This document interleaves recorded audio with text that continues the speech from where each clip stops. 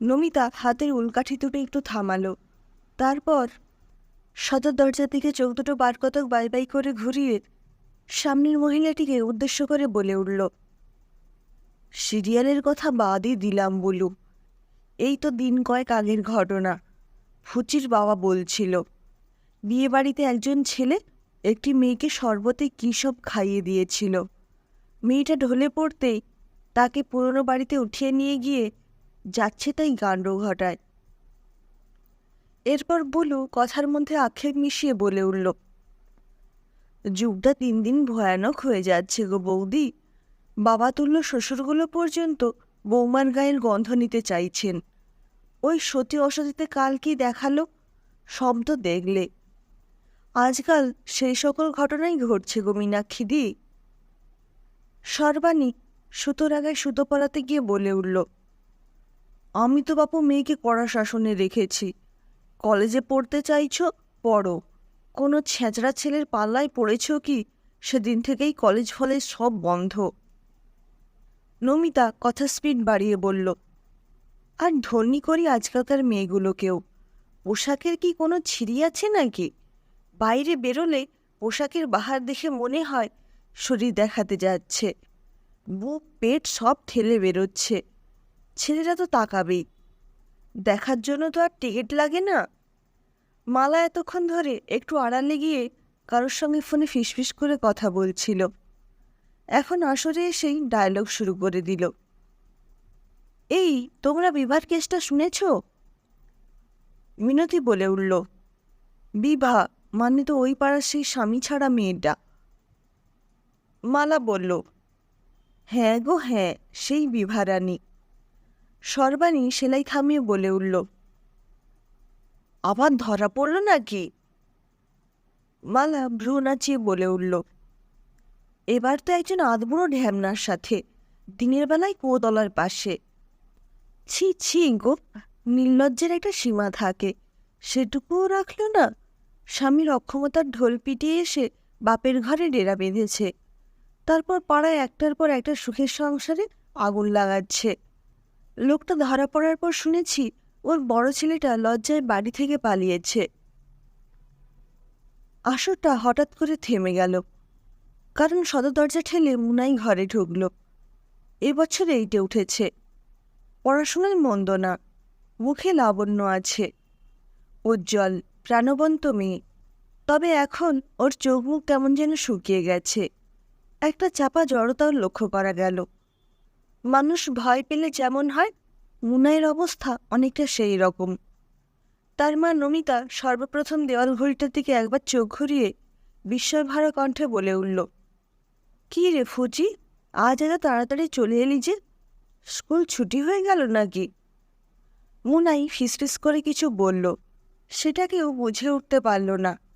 তাই সবাই একসঙ্গে তাকে অপরাধীর মতো ঘিরে ফেলল। একটার পর একটা প্রশ্ন তার বুঝে আসা চোখ মুখের দিকে তীরের মতো দিয়ে এলো। কি হলো তোর?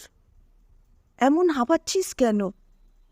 এ মা, এত রক্ত কেন তোর পায়ে? ইস, কে করলো তোর এত বড় ক্ষতি? জানোয়ারটার নাম বল একবার। মুনাই অজ্ঞান হওয়ার পূর্বে ভয়ার্ত চোখে ফিসফিসভাবে কিছু কথা বলার চেষ্টা করলেও প্রশ্নের ভিড়ে সেই কথা কেউ ভালোভাবে বোঝার চেষ্টা করল না। শুধুমাত্র তার মুখে ওই লালটুদা শব্দটাই স্পষ্ট শুনতে পেল। উত্তরে তখন মজলিসে একজন মহিলা বলে উঠল, ছি ছি গো, শেষে কিনা লালটুও জানোয়ার হয়ে উঠল। আজ ওর ভালো মানুষের বিদ্যে ঘোচাচ্ছি। মুনাই চোখ মেলে চাইতেই বিছানার চারপাশে একগাদা মানুষের ভিড় লক্ষ্য করল। তার মা বাবা দুজনের চোখে জল।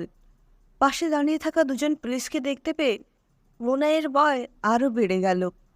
ব্যাপারটা সে কিছুই বুঝে উঠতে পারছে না।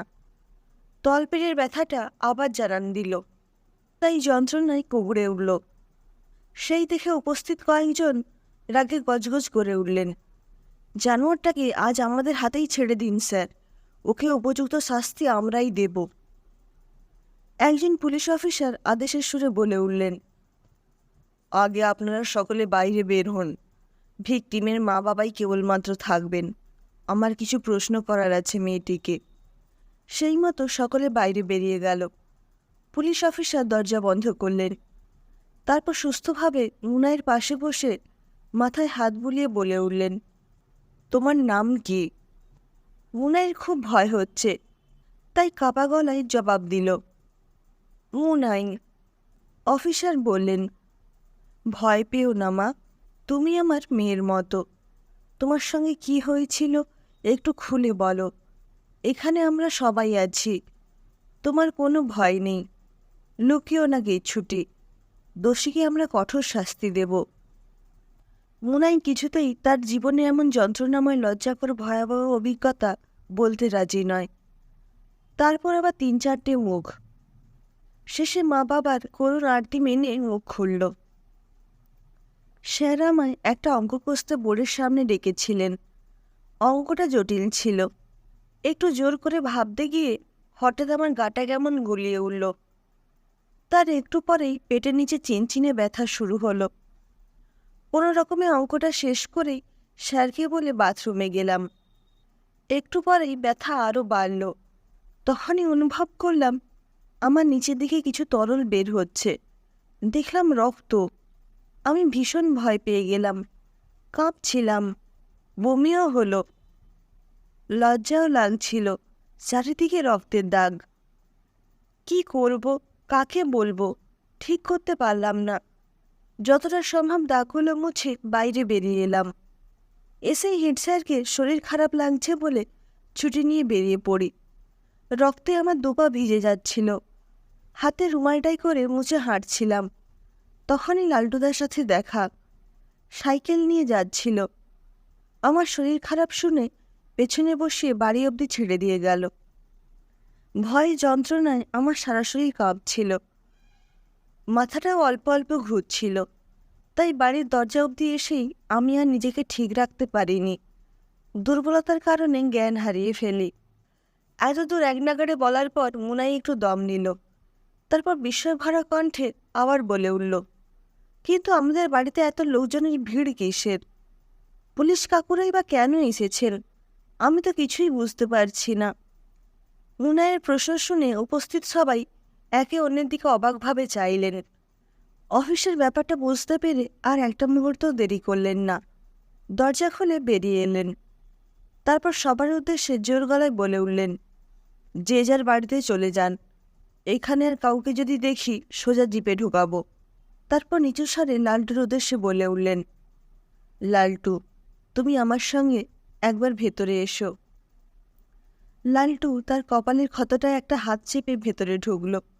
মুনাই তো লালটুর এমন অবস্থা দেখে বিছানা থেকে তড়াক করে উঠে বলল, এ কি, তোমার এই অবস্থা কেমন করে হলো? মুনাইয়ের কথার জবাব কে প্রথম দেবেন সেটাই বুঝে উঠতে পারছেন না। তাই সকলেই কিছুক্ষণ নীরব দর্শকের মতো দাঁড়িয়ে রইলেন।